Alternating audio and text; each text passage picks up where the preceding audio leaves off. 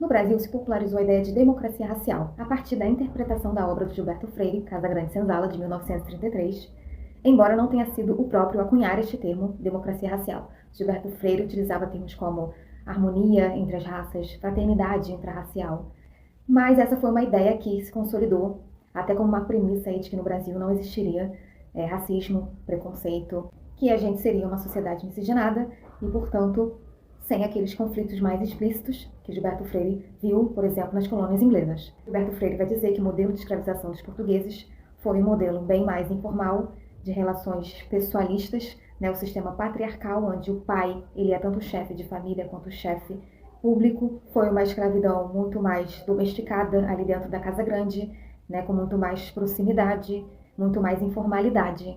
Enquanto que nas colônias inglesas, nos Estados Unidos, onde Gilberto Freire viveu, ele pôde ver um modelo de escravidão muito mais formal, muito mais capitalista, muito mais impessoal e muito mais segregacionista, de uma violência muito mais explícita.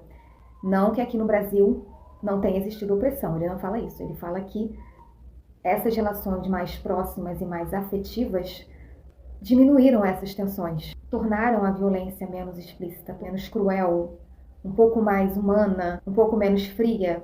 Então, a miscigenação seria uma marca positiva da nossa identidade nacional para o Gilberto Freire. A visão do Gilberto Freire foi amplamente criticada.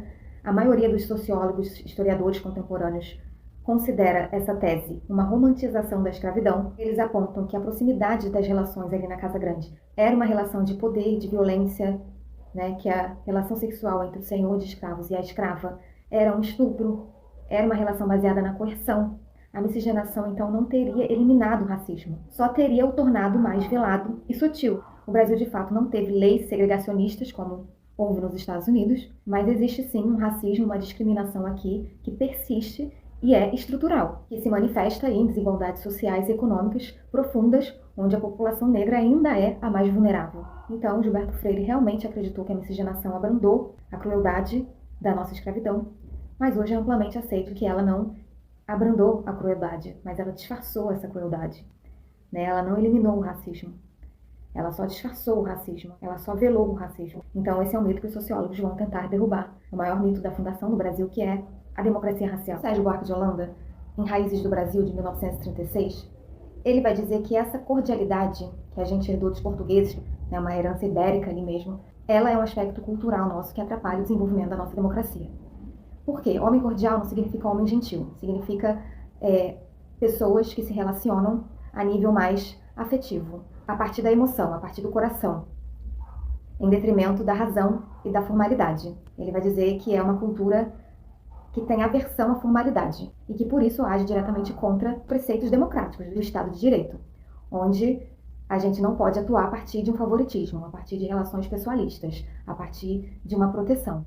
O que importa é a lei, o mérito, uma igualdade de direito, e não você ter um contato, e não você conhecer fulano ou ciclano. Então ele vai dizer que essa herança cultural que a gente tem atrapalha o desenvolvimento da nossa democracia, que de fato as relações não são democráticas, Você depende ali de um contato, de um favor, de uma lealdade com alguém, ou seja, são práticas derivadas diretamente do sistema patriarcal que fundou o Brasil.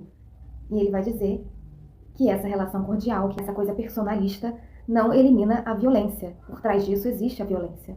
Só que ela é mais velada, Ela é mais sutil, ela é mais dissimulada. Existe toda uma relação de poder ali, onde os interesses privados se sobrepõem ao Estado de Direito, ao mérito, à lei. Então, o que existe são os interesses privados se sobrepondo ao público, à ética pública.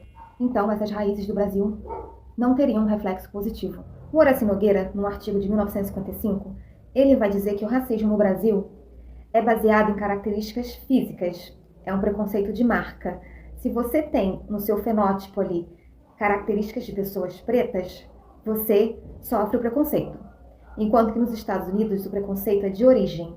Não importa se você é extremamente branco, loiro, se tem uma gota de sangue teu ali que indica que você tem origem negra, você é discriminado. Então no Brasil é uma coisa muito mais ligada à aparência física.